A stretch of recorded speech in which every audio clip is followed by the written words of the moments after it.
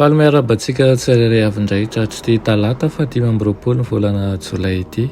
Tonga eto amin'ny fandraisana ny mofinaina indray isika ka melo an'izany dia hivavaka isika.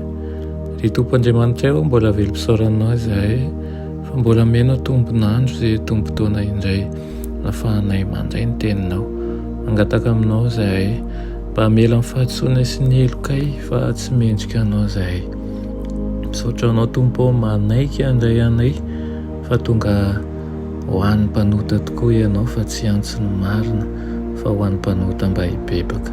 Tonga eto aminao izahay magnaposaka ny anatin'ny fonay rehetra fa na dia tsy miloaka aza ny vavanay dia fantatrao ireo rehetra manahirana ny sainay sy mampijaly ny eritreritray sy ny fonay rehetra.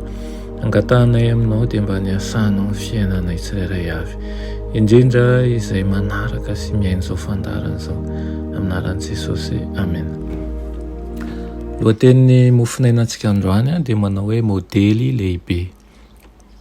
Modely lehibe nalaina amin'ny Matio 5:5-10 manao hoe aoka zava eo mason'ny olona toy izany koa ny fahazavanareo mba hitany ny asa soa ataonareo ka ankalazany ny rainareo izay any an-danitra. Amen. Izao ny soratan'i Paoly. Ataovy ny zavatra rehetra amin'ny tsy fimonomonomana ozy sy ny tsy fisalasalana mba tsy ho tsomanantsiny sady tsy misy fitaka ianareo dia zanak'Andriamanitra tsy manana didy eo amin'ny firenena meloka sy maditra izay sehoanareo tahaka ny fanazavana eo amin'izao tontolo izao, mitana ny tenin'ny fiainana mba hisy ho reharehako amin'ny andron'i Kristy ka tsy ho niazakazaka foana aho na sasatra foana. Voasoratra izany eo amin'ny Filipiana 2:4-12. Manao ahoana ny fandraisana anjara an'ireo olona izay tsy eo ambany fifehezan'Andriamanitra na dia milaza ny tenan'ny kristianina aza amin'ny fahombiazan'ny filazantsara eo amin'ny fifampirahany amin'ireo izay tsy voaova fo? Fanontaniana petraka izany. Betsaka tokoa manko ireo ahita soratra toy izao eo anilan'ny anarany amin'ny bokin'ny lanitra hoe tsy mpamokatra fa mpanjifa. Tsy mitondra vokatra ho voninahitran'Andriamanitra izy ireo, vato izay maka toerana eo amin'ny fanorenana izy saingy tsy mamiratra tahaka ny vato velona satria tsy mandray ny fahazavana avy amin'ilay vato fehizoro lehibe. Azony atao ve izany ny mametraka ny fanahiny eo amin'ny zavatra tsy azo antoka toy izany? Fanontaniana ihany koa izany. Tokony ho mpitondra hazavana ny kristianina tsirairay azy milaza amin'ireo rehetra mifanerasera aminy hoe manaraha tahaka ny anarahako an'i Kristy.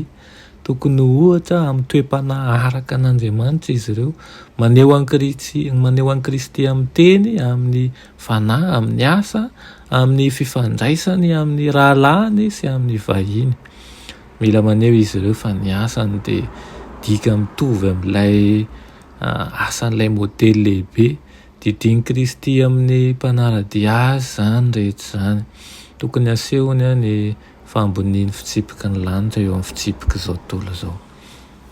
Ny tena kristianina dia miratra mandrakariva tahaka ny fahazavana eo amin'izao tontolo izao. Mpitondra hazavana izy ireo, miasa eo amin'ny seha-piasana ambony kokoa ny ireo izay tsy kristianina. Ny fahadiovany sy ny fahamarinan'ny asany dia loharanom-pahazavana. Mampita izay noraisiny izy amin'ny fampahafantarana an'ireo adidy sy tombotsoan'ny kristianina.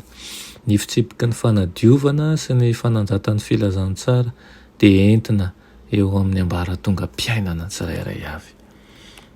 Raha fitinana ny mofinainantsika androany dia natsoina tokoa isika mba haka modely an'ilay raitsika, ilay Kristy izay fananeho ny fitiavana antsika. Aoka isika handray ny fahazavana aminy ka hampita ny fahazavana ny Kristy ihany koa eo amin'ny hafa mba hatsapahany an'izany fitiavana izany.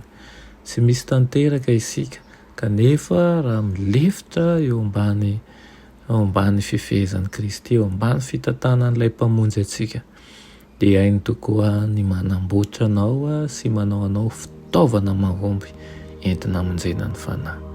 Dia mba ho aminao anie zany teny zany anio, ka mety iza ho fitaovana mahomby, mety zavatra tsy mahazatra anao ny zavatra nirana anao, kanefa inoko ny marina tokoa fa ianao indray dia vonina ampita an'izany fitiavan'i Kristy zany amin'ny hafa.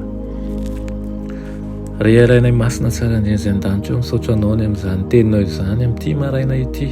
Misaotra anao ihany koa izay mampatsiahanay mandrakariva fa tahaka ny efa hanamonjenao anay, dia tianao izay mba entina hamonjena ny hafa ihany koa, ka mba ho ao ambalanao, hampandova miaraka aminay any amin'ny lanitra izay omenao anay. Tompo malala omeo anao ny fahazamanao rehetra, ary ampio izahay mba hanahaka anao, haka tahaka anao ilay modely lehibe amin'ny fahafenony, ka ianao anie no hitodihan'ny sainay sy ny fonay, amin'ny anaran'i Jesosy, amen.